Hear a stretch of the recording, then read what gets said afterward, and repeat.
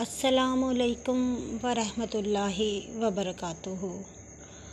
آج میں آپ کو مرزا قادیانی ملعون اور زندیق کے بارے میں بتاؤں گی۔ یہ وہ جھوٹا اور کافر ہے جس نے نبوت کا دعویٰ کیا۔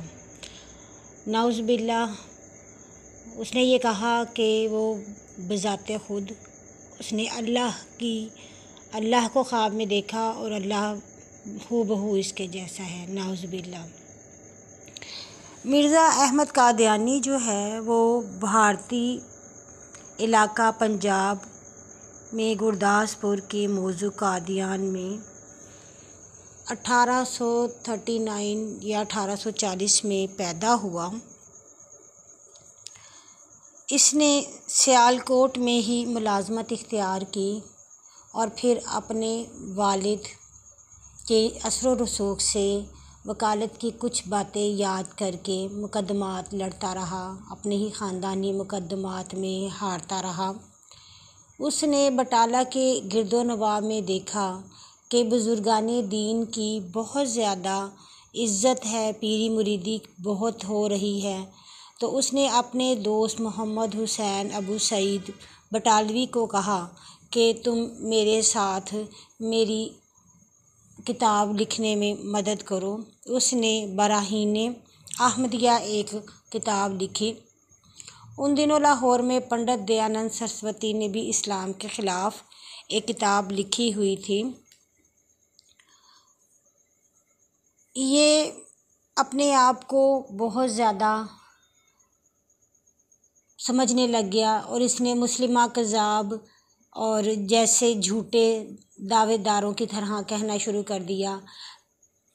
اس نے کہا کہ میرا نکاح، اس نے ایک خط لکھا احمدی بی بی کو کہ میرا نکاح محمدی بیگم کے ساتھ آسمانوں پر ہو گیا ہے، جو اس کی کزن تھی، لیکن انہوں نے اس بات کو نہ مانا اور اس نے یہ کہا کہ اگر اس کی شادی میرے ساتھ نہ کی تو اس کی شادی جس سے ہوگی وہ مر جائے گا۔ 2.5-3 سال میں تو سلطان محمد خان کے ساتھ اس کا نکاح ہوا اور انہوں نے بڑی اچھی زندگی گزاری۔ اس نے قانون کا امتحان پاس کیا مگر اس میں ناکام رہا۔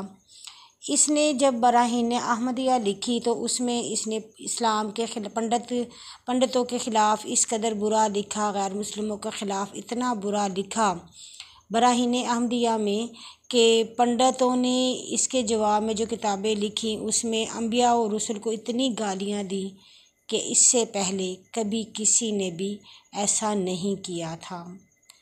جب اس کے دوست حکیم محمد شریف نے اس چیز کو دیکھا کہ یہ تو مجدد ہونے کا دعویٰ کر رہا ہے تو اس نے اس چیز کا انکار کر دیا۔ ان دنوں کے علماء مولوی عبداللہ، مولوی محمد اور مولوی اسماعیل تھے۔ جب انہوں نے براہین احمدیہ کا مطالبہ کیا تو انہوں نے شہر میں اعلان کر دیا کہ یہ ملحد اور زندیق ہے۔ اس کے بعد اس کتاب کا چرچا جب عرب میں پہنچا تو علماء نے حرمین نے بھی کفر کا فتویٰ جاری کر دیا اور یہ کہہ دیا کہ یہ نعوذ باللہ اللہ کی بزرگی کے خلاف دعویٰ کر رہا ہے اپنے خدا ہونے کا، تو یہ غلط ہے اور گناہ ہے۔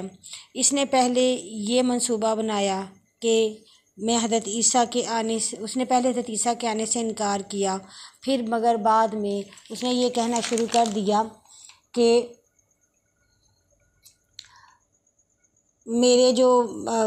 میں ہی سچا ہوں، میری کوئی بھی بات جھوٹی نہیں ہے۔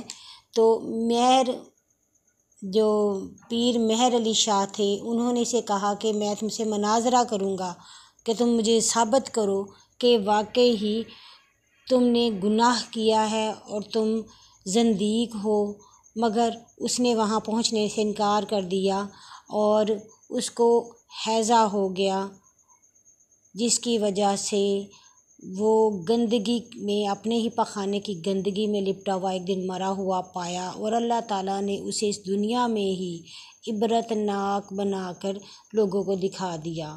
مگر اس کے ناجائز بیٹے مرزا صبی الدین نے لاہور میں حقیقت نبوہ کے نام سے ایک رسالہ بنایا جس میں 50 صفحے اس نے یہ بات لکھنے پہ ضائع کیے کہ جو مرزا کو نہیں مانے گا وہ بخشا نہیں جائے گا، اور اس نے اپنے والد کی ان تمام باتوں کو پھیلانے کا ذکر کیا۔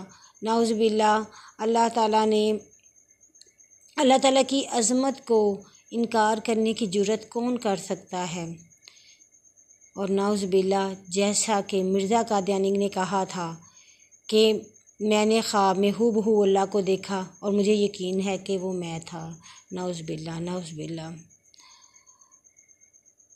اب 8 فرقے ایسے ہیں جو کہ مسلمانوں کو گمراہ کر رہے ہیں، اور ہم سب کو ان فرقوں کے بارے میں پتہ ہونا چاہیے اور ان سے بچنا چاہیے۔ وہ فرقے کون سے ہیں؟ پہلے نمبر پر ہے سبز احمدیت، اس کے بانی ہیں رفیع احمد۔ دوسرے نمبر پہ ہے احمدیت مصور، اس کے بانی ہیں احمد حنیفہ۔ تیسرا ہے اصلاح پسند، اس کا بنانے والا ہے عبدالغفار جمبہ۔ چوتھے نمبر پہ ہے لاہوری گروپ، اس کو بنانے والا ہے محمد علی۔ 5ویں نمبر پہ ہے صحیح اسلام، اس کو بنانے والا ہے منیر عظیم۔ 6 نمبر پہ ہے المسلمین، اس کو بنانے والا ہے ظفر اللہ ڈومن۔ 7ویں نمبر پہ ہے حقیقی ناصف سلطان، اس کے بنانے والا ہے۔ آگے ہے نور الاسلام، اس کو بنانے والا ہے الحاجی جبریل۔ یہ تحریک اس قدر پھیل چکی ہے جنوبی ایشیا میں، خاص طور پر پاکستان میں اور انڈیا میں، کہ بڑے بڑے عہدوں پر قادیانی فائز ہو چکے ہیں۔ بڑے بڑے کمپنیوں میں انہوں نے اپنے ہاتھ جما لیے ہوئے ہیں۔ یہ نوجوانوں کو گمراہ کر رہے ہیں، یہ دین کے خلاف بہت بڑا پروپیگنڈا کر رہے ہیں۔ جو قادیانی ہیں وہ اسلام کے مطابق ہے ہی نہیں، وہ ملعون ہیں۔ ان کو تو اسلام میں شریعت کا ہی حق نہیں، ان کو تو پاکستان میں شہری ہونے کی ہی اجازت نہیں۔ اللہ تعالیٰ ہمیں ایسے فتنوں سے بچائے، اور اللہ تعالیٰ ہمیں سچا پکا مسلمان بنائے، اور اللہ تعالیٰ ہمیں اپنی رحمت سے ان قادیانی فتنوں سے بچا کے رکھے۔ آمین۔